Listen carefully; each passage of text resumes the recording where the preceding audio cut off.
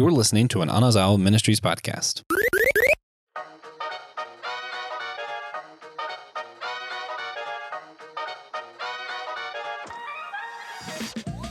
Do you have a friend, or maybe a frenemy, who is so brutally honest that they get on your last nerve?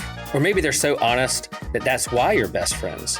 Or maybe they're a social assassin who feels like they need to point out everybody else's flaws and annoyances just so that they can share the world the ultimate truth of what's really going on in the world. Well, maybe you have some friends like that. I know I do. I have some people in my community like that, and there is a show all about it. And so, hello, friends. Hello, systematic geekologists. We're back again with another HBO series deep dive. And this time, we're talking about Curb Your Enthusiasm. Yep, if you're very enthusiastic about this episode, I'm just going to tell you right now to curb it. And just get a hold of that right now. And when my co-host for today, Joshua, and I were brainstorming shows for this HBO series, I threw out Curb Your Enthusiasm because I was like, you really can't think of HBO shows, I think, without thinking about Larry David and Curb Your Enthusiasm. It's been around for so long, like 20 some years. And Josh was like, should I watch this thing? I was like, hey, why not? And come to find out, he did his homework and he watched all of it. And I'm still behind. I still have some seasons and episodes to go. So he way passed me on this one. Hey, everyone, I'm glad that you're part of our show today. You're taking time to listen to us. Joshua, how are you doing? How's your enthusiasm today? I'm doing pretty good. I think what I'm really enthused about is next year when we talk about other shows, Will's going to do Newsroom with me, because that was the deal. Was I was going to watch this and he was going to watch Newsroom, but then Easter happened. So we're going to do it. We're going to do it next year.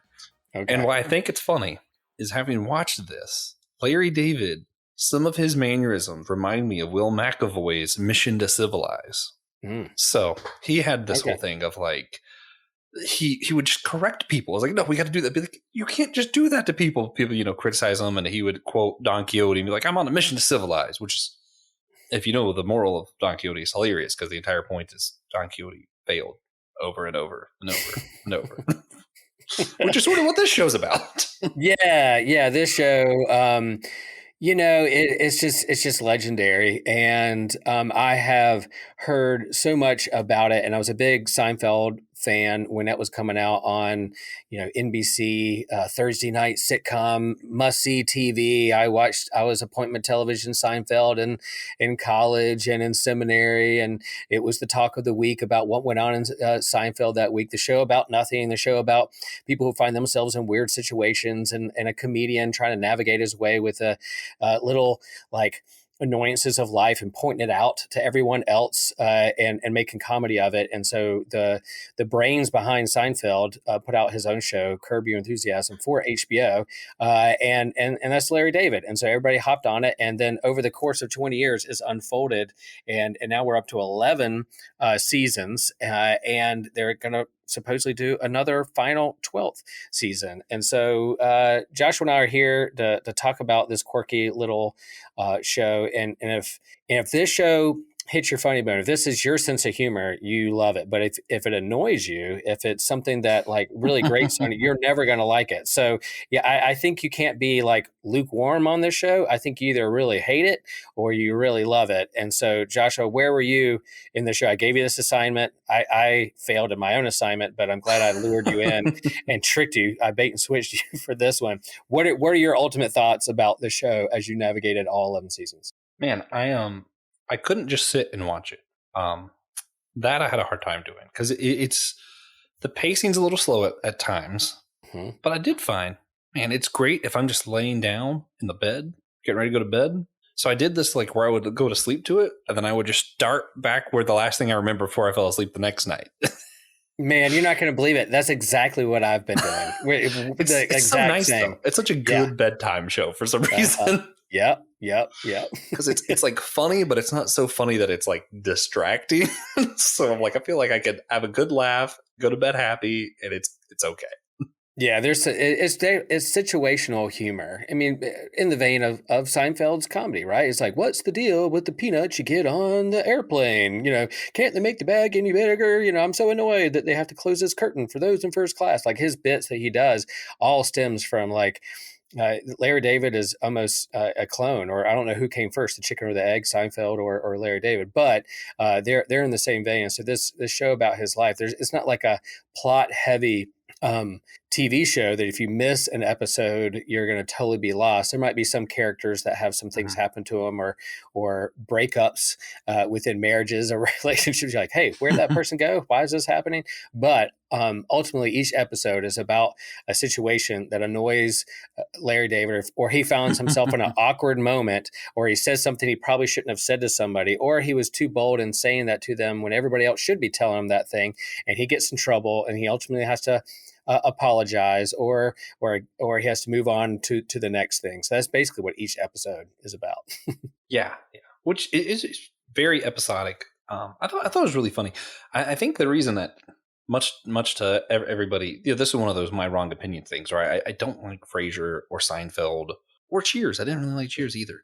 It's just Hmm. like that era of sitcom. I don't know if it just like when I grew up was different. Like it just whatever it is, it just doesn't click with Right. me. Hmm. This clicked a little bit better, and I think it's because it was a little more raw, right? I think Seinfeld's really processed. Hmm. This felt like this is just Larry David living his life. This is just Yeah. him.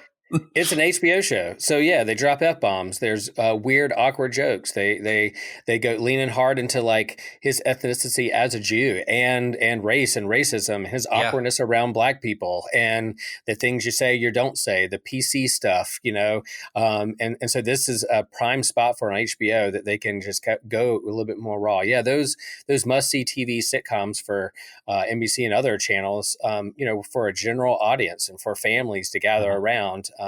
This isn't made for HBO. A perfect little Yeah. situational comedy for HBO. Speaking of the race stuff, Yeah, one yeah. of the more funny moments for me is there.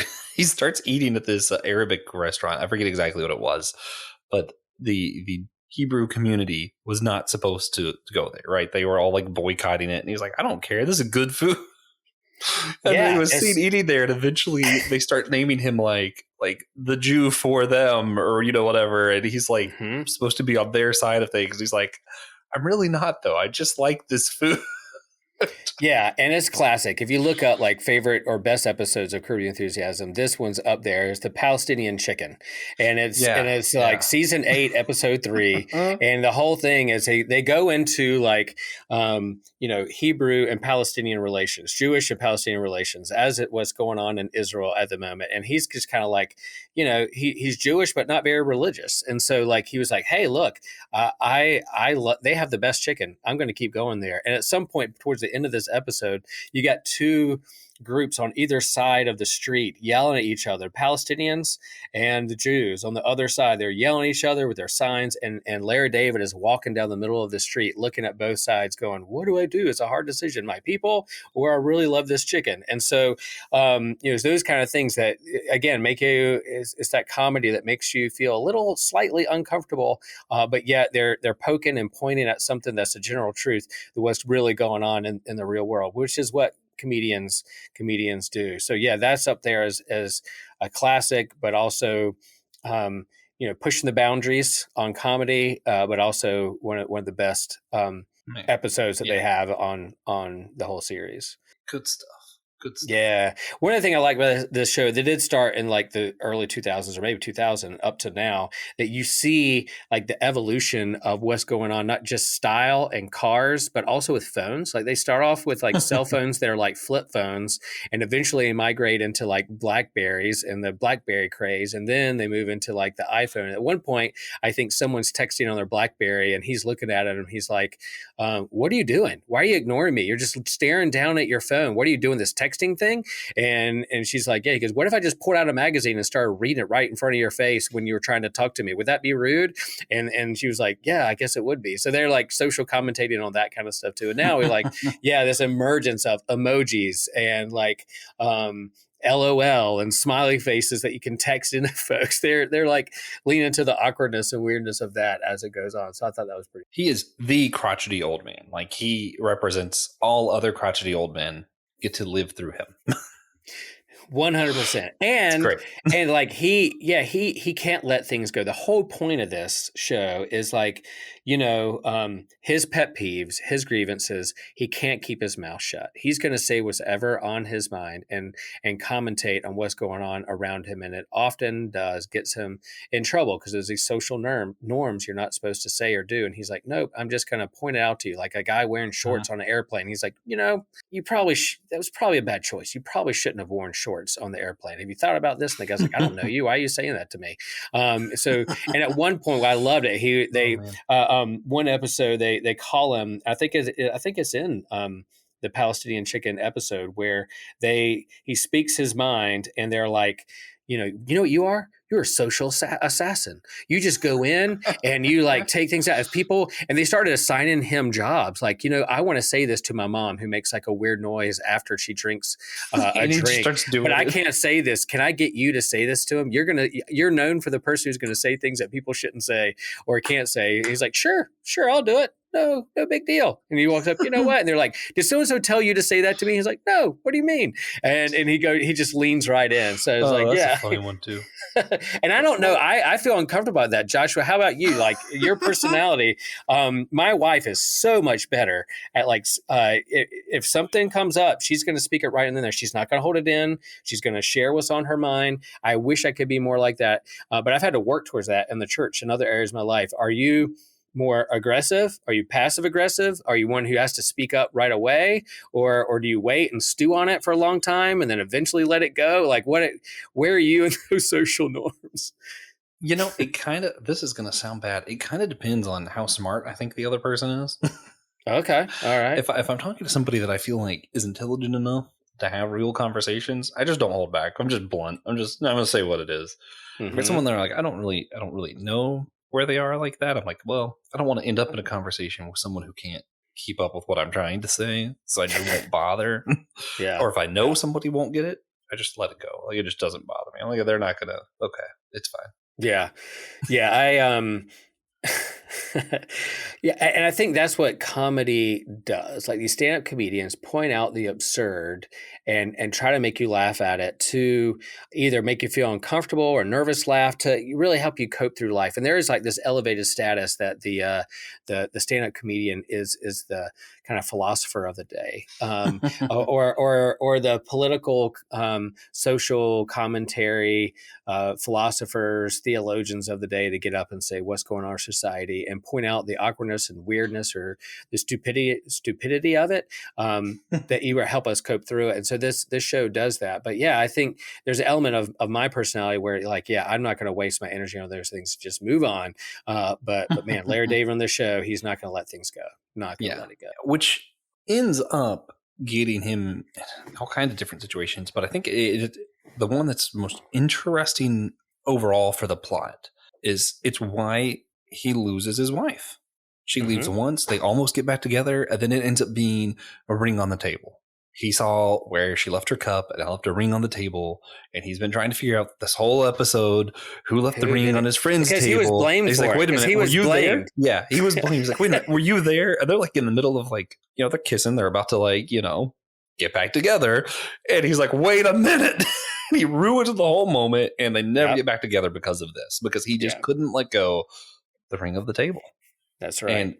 And it I think it improves the show.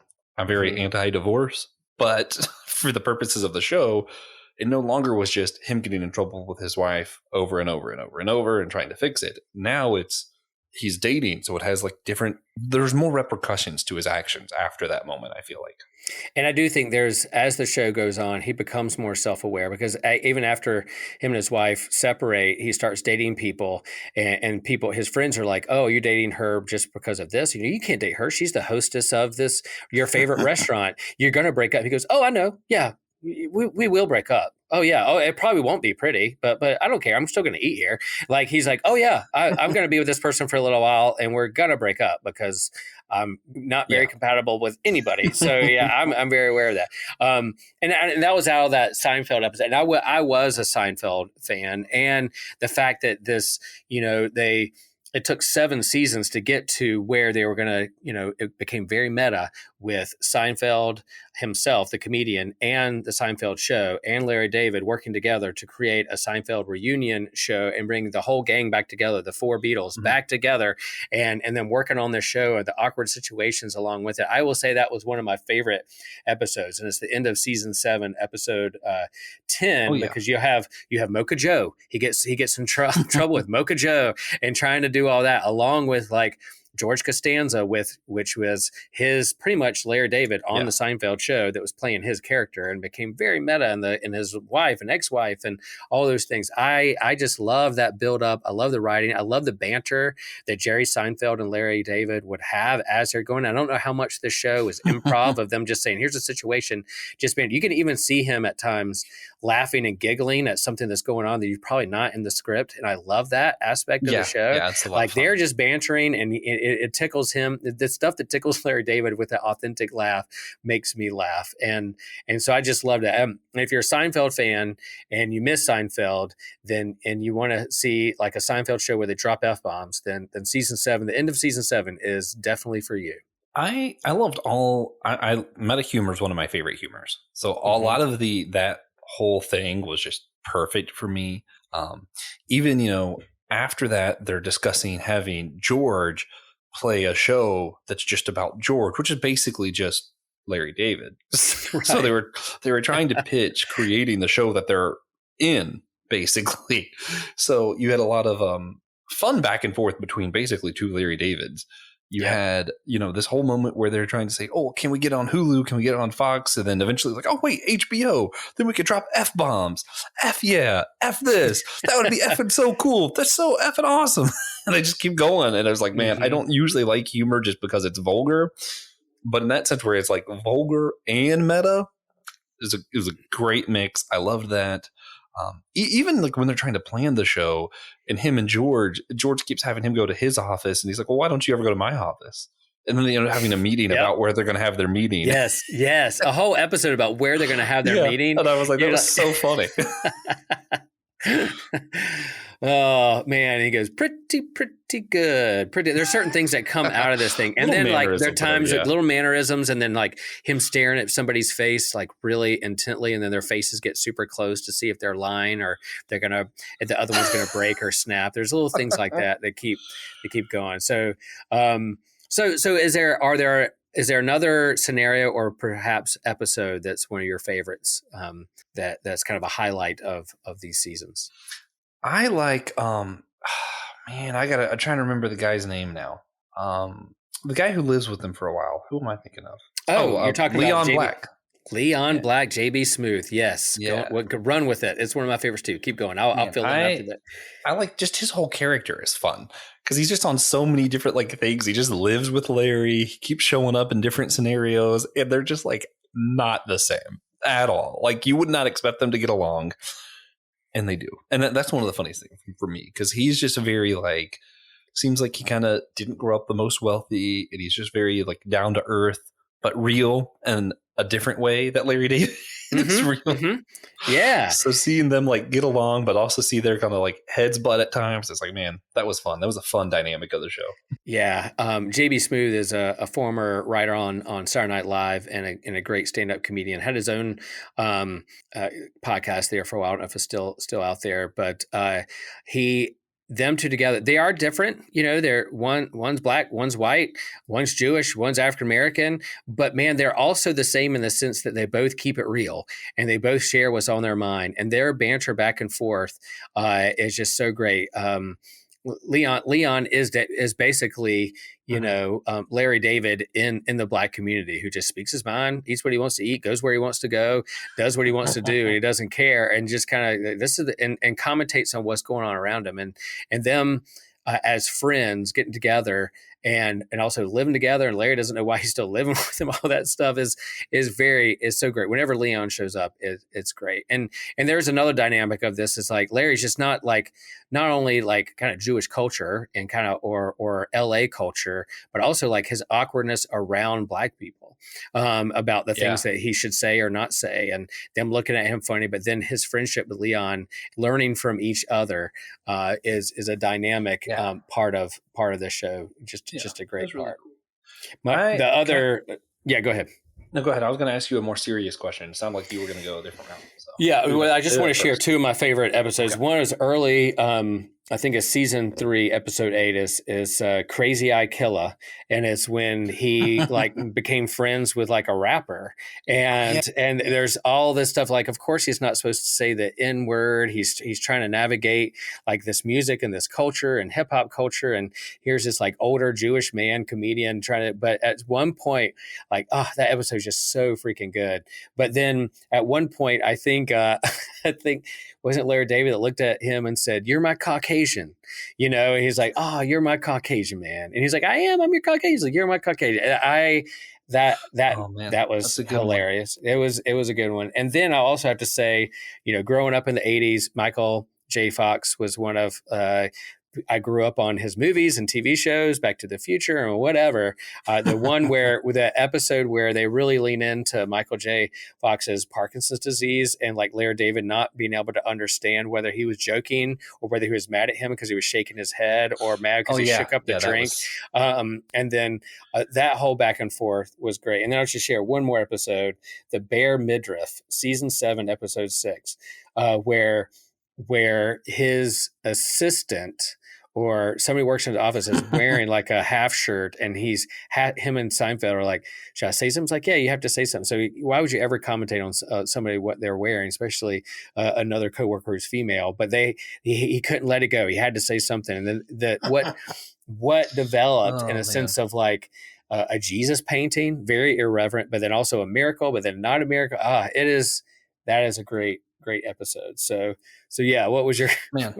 There's another episode I just thought of that was really funny, where they kept going to eat at the same place, and they got a waitress in trouble, and there's this whole other storyline. But the part that stood out to me that I thought was funny is he kept saying, "Guys, look, that's how we know we're really old now. They're not sitting us in the pretty section; they're sitting us in the ugly section." Because the pretty section's by the window where people see who's eating there. And he kept saying that, like, "Sir, that's not a thing. Sir, that's not a thing." And he just keeps insisting, "No, it is. Look over there. Look who you have over there." And at the end, the restaurant gets in trouble for something, and he's like, "I'll tell you what, I'll let it go, but you got to sit us over there in that section." Which was funny, but also gets to the more serious question I wanted to ask you. Sure. How much of the show do you think, even though it's hilarious, kind of exemplifies a different type of masculine toxic masculinity? Usually we just kind of think of it as like the jocks and the guys are better kind of thing. But I think there's also this thing of people who grew up privileged as male who feel very entitled all the time. Who feel like they can just say whatever they want, or they deserve to be in the pretty people section kind of thing. I mean, do you think that's kind of the underlying tone in this as well, or? I think that could be definitely something you look at this. And I don't know how self-aware they are of it, but there are like, I think there's a privilege when it comes to someone who has a lot of money, creative in LA, and then there's relationships. Yeah, he gets to wear whatever he really wants to wear. He can eat wherever he wants to eat. He can say whatever he wants to say. And he gets in trouble. He has broken relationships often because of that, but he bounces back and he's off to the next one. I think you could, if you went real deep in this or looked a little bit harder, you could say like, this is not a healthy way to live, but he gets away with it because of his, privilege in the show. So I think that is a part of it. And it goes, society also evolves over from like year 2000 to 2023. There's a certain things that probably you couldn't get away with, that you now that you could then, or back and forth. I don't know. Yeah, there's some comedy again, like were there moments that made me for uncomfortable? Like, I don't think that's cool. The treatment of women, or the one part where he like draws a swastika and like the kid is like draws it. I was like, I just coming back Yeah. from Germany and from a concentration camp, I was like, oh man, watch that episode. And I'm like, I don't know. I can see where he's lean into that because of his ethnicity and his Jewish heritage, and you're Yeah. making light of it, you're appropriating it and twisting it. But anyway, yeah, there were some parts there where I was like, I don't know if I'm comfortable with this. And of course, I couldn't be, because I'm not Jewish, and I'm not a comedian writer in LA. So Yeah. Yeah. And it kind of, I think part of what made me think of it in the first place actually is a lot of it reminded me of BoJack Horseman a little bit. mhm. So that's an animated show on Netflix. It's awesome. About a horse who used to be an actor in a 90s sitcom. And the entire storyline really is just about him being entitled and kind of being this exemplar of masculine toxicity. Yeah, word. You got And it. yeah, he does all these drugs, he does all these things, he keeps expecting to be in shows, he keeps talking down to everybody else, and eventually in that show he ends up in prison, which part of what me and a lot of other people, everybody disagrees with me about. I just don't like how the show ends, because it doesn't really end on the happiest note. One of the good characters get married. The character that I most related with doesn't have an ending at all, and BoJack's in prison. And it's like, man, but this was the main character. He's supposed to be redeemed in the end and suddenly be a good person. And it's like, oh, well, he's a good person, but he's still in jail because he's not entitled. That's not how the world should work. And it's like, Right. man, that's rough. Right. There's consequences for your action. Another show on HBO, Eastbound and Down, that was filmed in Wilmington about a, washed out baseball player, Kenny Powers. And yeah, that's, it is full on HBO. But toxic masculinity and privilege, all those things are there. And I think this one is a comedy. It's a little bit more lighthearted. There are consequences for his actions. For the most part, he's going to bounce back so that he can be in another episode and do the same thing over again. And I think that's probably one of the challenges. There's going to be 12 seasons of this.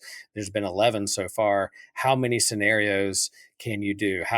When does this show get stale or run out of material? But it's commentating on life, and man, life never runs out of material. That's why I can get up and preach on a Sunday. There's always a tragedy or a challenge or something that we can speak out against, or lean into to give us hope to meet the next day. And so yeah, this show leans into those awkward moments that we all get annoyed by, and man, life will never run out of material for comedy and for philosophy and theology and all those things we want to hang our hats on. So let me ask a follow-up then, and Sure. maybe step on some people's toes, but I've seen a lot of toxic masculinity, both in complementarian churches as well as egalitarian churches, right? Like it's there, where a male figure is in charge or is like the rock star pastor, and it gets very gross. I mean, if you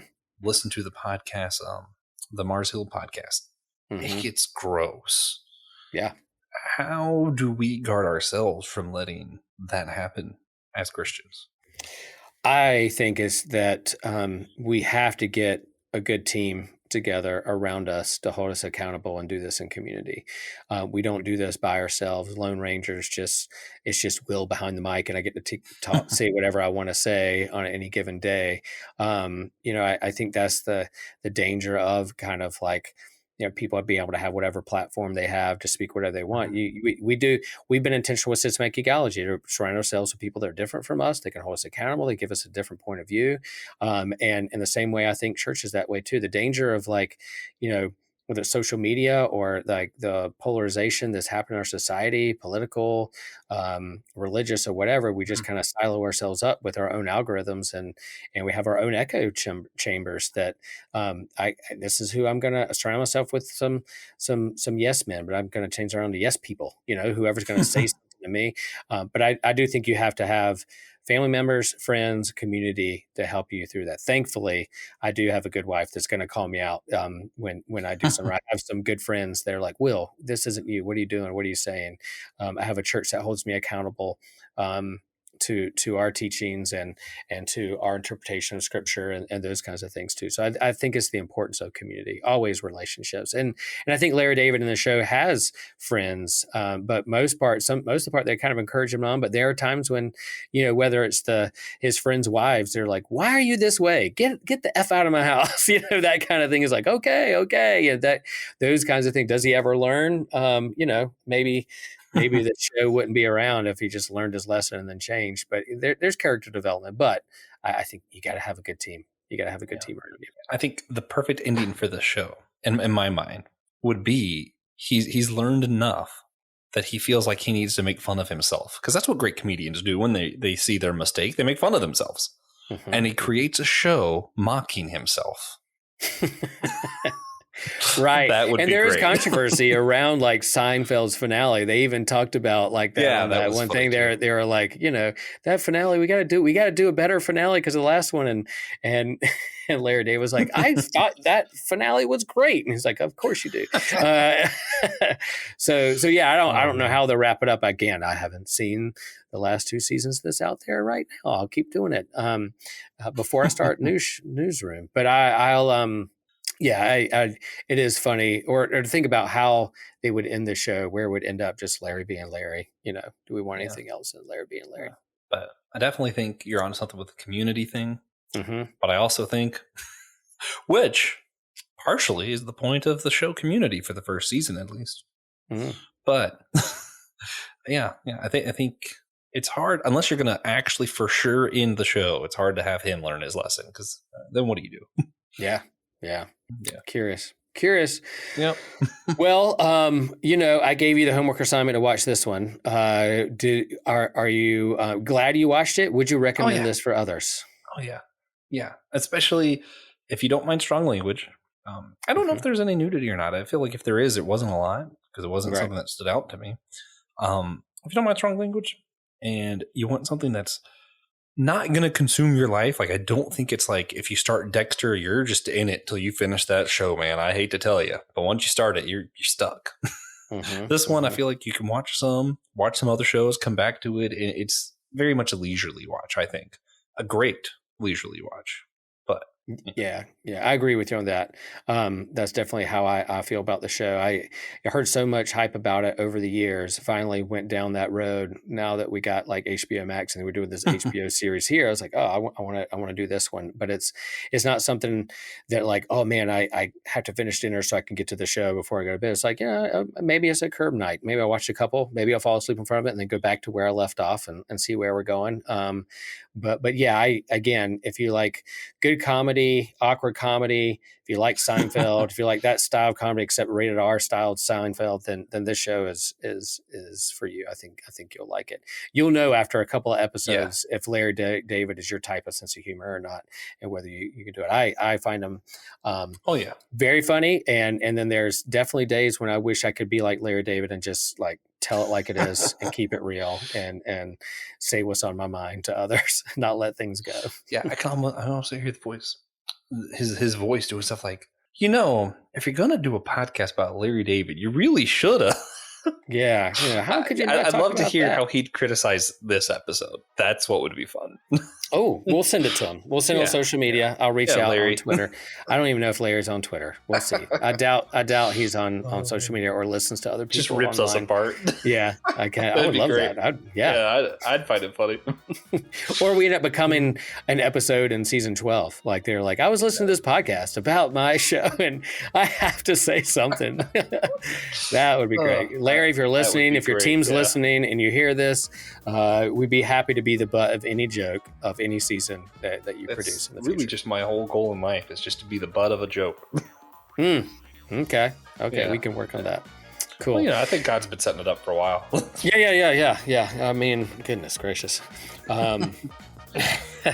Well, cool. Well, thanks y'all for listening to this episode of the HBO series. There's so much good stuff there, but we couldn't talk about HBO without talking about the legendary status of Larry David and Curb Your Enthusiasm. Man, there's so much to geek out on. There's no shortage of content, and we're glad that you chose Systematic Geekology to be one of your avenues to geek out and to talk about the things we geek out on. And so thanks. If you have any suggestions of other shows, or if you miss anything about Curb Your Enthusiasm that you thought we should have been more enthusiastic about, then you can reach out to us on social media. You can go to our website. You can email us.